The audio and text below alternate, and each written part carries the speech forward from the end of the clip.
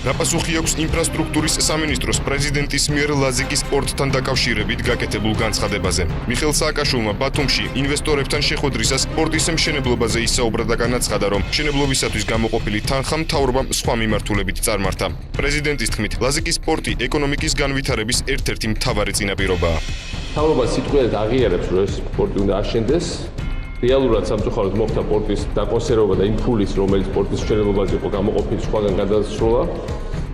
სწორედ ამის გამო, რომ ეს პორტი არის ერთ-ერთი მთავარი გამოსავალი ქართული ეკონომიკისთვის. ჩვენი სწრაფი განვითარების ყველაზე სწორი რეცეპტი. ინფრასტრუქტურის მინისტრის მოადგილე შოთა მურღულია კიტევესამთან პრეზიდენტის განცხადებას აბსურდულს უწოდებს და აცხადებს, რომ 2013 წლის ბიუჯეტში ლაზიკის პორტის მშენებლობაზე თანხა არ ყოფილა გამოყოფილი.